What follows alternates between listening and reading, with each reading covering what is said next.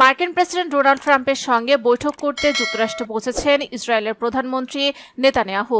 রোববার রাতে তিনি যুক্তরাষ্ট্রে পৌঁছান। সোমবার এক প্রতিবেদনে এ তথ্য জানিয়েছে টাইমস অফ ইসরায়েল। প্রতিবেদনে বলা হয়, ট্রাম্পের শুল্ক নীতি ও গাজা যুদ্ধ নিয়ে জরুরি আলোচনার জন্য ওয়াশিংটন সফর করেছেন নেতানিয়াহু। আগামী 2 দিন তিনি মার্কিন প্রেসিডেন্ট ডোনাল্ড ট্রাম্প এবং সিনিয়র মার্কিন কর্মকর্তাদের সঙ্গে একাধিক বৈঠকে অংশ নেবেন।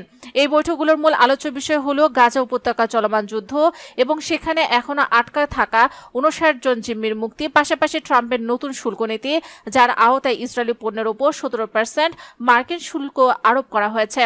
সফর ঘোষণা 24 ঘন্টারও কম সময় পর রোববার বুদাপেস্ট থেকে ওয়াশিংটনের উদ্দেশ্যে রওনা হন নেতানিয়াহু। এই সফর মঙ্গলবার পর্যন্ত চলার কথা থাকলেও শেষ পর্যন্ত তা বাড়তেও পারে। নেতানিয়াহু তার স্ত্রী সারা নেতানিয়াহুকে সঙ্গে নিয়ে ওয়াশিংটনে পৌঁছার পরপরই বিমানবন্দর থেকে একটি গাড়ি বহরের মাধ্যমে বিয়ার হাউসে যান। সেখানে তিনি মার্কিন বাণিজ্য মন্ত্রী হাওয়ার্ড লুটনিকের সঙ্গে বৈঠক করেন। নেতানিয়াহুর কার্যালয় জানিয়েছে, বৈঠকটি উষ্ণ এবং ফলপ্রসূ ছিল। ট্রাম্প চলতি বছরের জানুয়ারিতে যুক্তরাষ্ট্রের প্রেসিডেন্ট হিসেবে দায়িত্ব নেওয়ার পর নেতানিয়াহু এ নিয়ে দ্বিতীয়বার মার্কিন প্রেসিডেন্টের সঙ্গে বৈঠক করতে যুক্তরাষ্ট্রে গেলেন।